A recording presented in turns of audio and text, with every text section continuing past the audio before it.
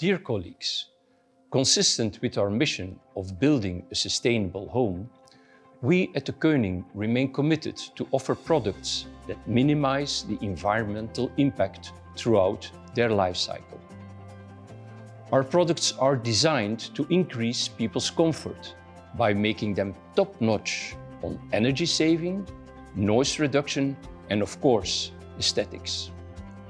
We're also committed to produce our products in the most sustainable manner possible. More specifically, when it comes down to carbon footprint, we'll go beyond the call of duty, doing more than what's expected. We commit to reducing our own CO2 emission by 60% by the year 2030.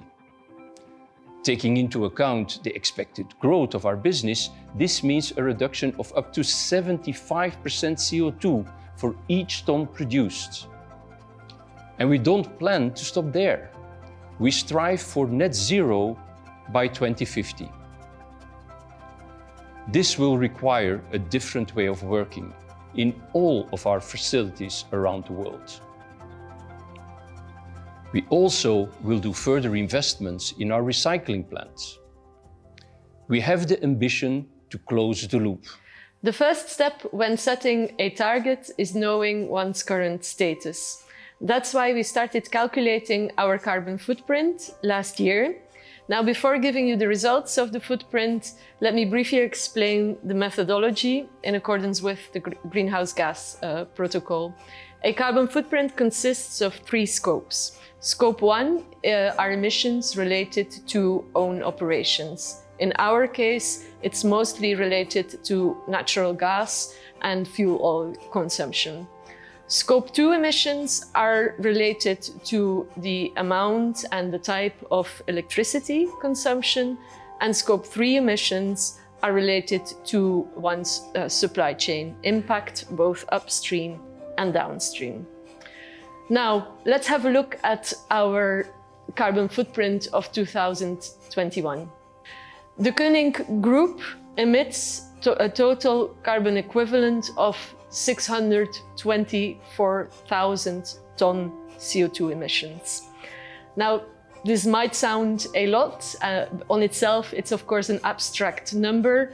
So just to make it a bit more concrete for you, you can compare it with the same as 350,000 return flights, Brussels-New York, or the annual carbon footprint of 80,000 Europeans.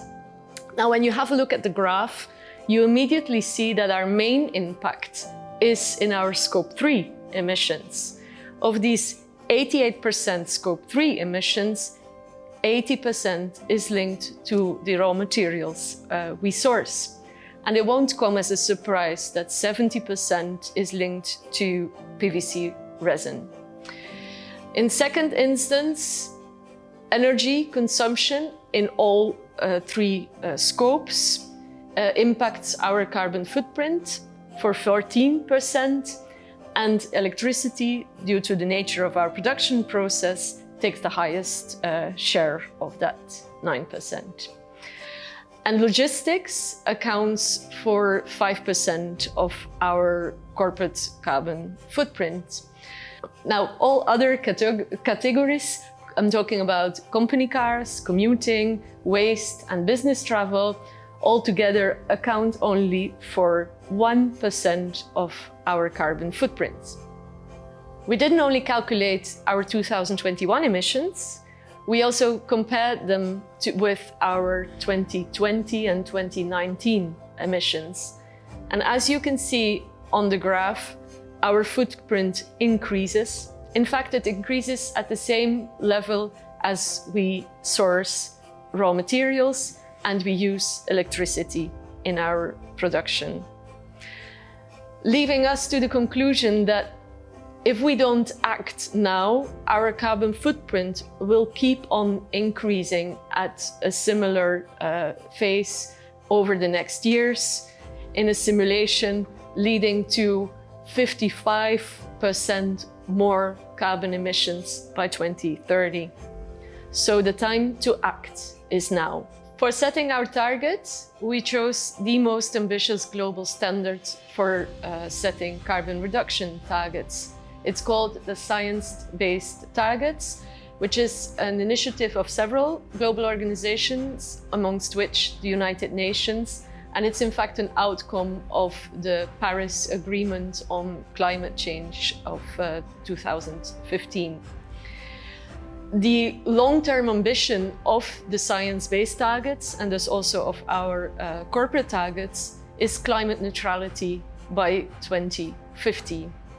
The methodology of the science-based targets allows to set separate targets for the Scope 1 and 2 emissions, on which a company has a direct impact, and Scope 3 emissions, on which a company has an indirect impact.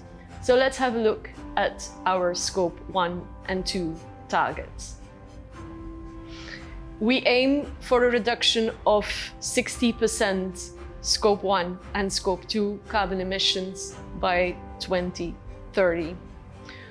You should know that that is more ambitious than the minimum level required for the science-based targets, and that additional emissions due to company growth should be minimized within the emissions we aspire to have in 2030.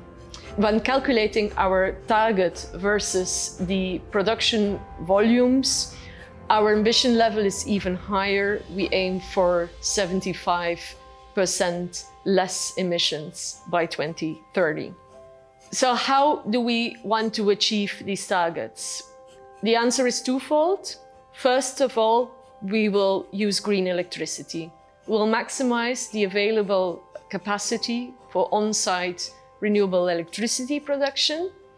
We'll bridge the gap by sourcing green electricity, at first instance by sourcing renewable energy certificates, and gradually shifting towards purchase power agreements. Secondly, it's important to keep in mind that the greenest energy is the energy we don't consume.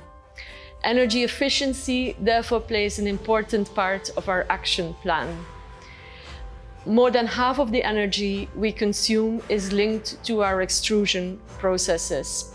We will focus on process improvements and other actions such as phasing out the use of fuel oil, increased measuring and monitoring, avoiding leakages of compressed air, relighting, insulation, replacements of machinery, etc. Other contributors to this part of our action plan are shifting to electrification of our car policy and using lower carbon refrigerants. So let's move on to our Scope 3 targets. We have selected a distinctive science-based target, a so-called physical intensity target for our Scope 3 emissions, meaning that we aim for 48% less carbon emissions versus production volumes by 2030 compared to our baseline year 2021 again. Now, our action plan to reach our Scope 3 ambition is even more ambitious than our Scope 1 and 2 ambitions, because of the very mere fact that we are depending on our suppliers. We're currently in dialogue with our key suppliers to source lower carbon intensive PVC resin. We are starting with PVC resin because of the high share in our carbon footprint, but will not only stick to PVC resin and look at lower carbon supply of other materials and packaging. Logistics, accounting for 5% of our carbon footprint, also plays a part in our Scope 3 action plan. And we take responsibility ourselves as well by increasing the share of our recycling activities and the share of recycled content used in our products. we minimize the use for sourcing virgin raw materials. To achieve net zero, we'll need to work on different fronts to change key aspects of how we are doing business. Firstly, innovation is needed for the low or zero carbon energy we use. Think about innovations in green hydrogen, in industrial heat pumps, in batteries, etc. Secondly, while we're confident that the choices that we make today will be profitable over time, they will require substantial investments in short and medium term. And thirdly, carbon impact should be incorporated in management and operational decisions we take on a daily basis. Sustainability and decarbonization is not a mere responsibility of one department or one person alone. Every one of us can have an impact on the emissions we emit as a company. And sustainability is not only about technology or investments, it's also very much a behavioral change. It's about the right mindset to take decisions on a daily basis. And last but not least, Deceuninck cannot do it alone. We need to work together with our stakeholders, our partners, to embark on this decarbonization journey. Therefore, external communication and cooperation is key to our success. So what are the immediate next steps? We have submitted our targets for validation to the Science Based Targets initiative. We expect formal validation in the first quarter of next year. In the meanwhile, we stay focused on our Science-Based Targets commitments. But an environmental policy is not only carbon related. Other environmental topics, such as water management and waste management, are just as important. That's why you can expect ambitions and targets on these topics over the coming months as well. To conclude, I'd like to emphasize that this is just the beginning. We will work all together to reach net zero. More info will follow soon, but in the meanwhile, feel free to reach out with any questions or suggestions you might have.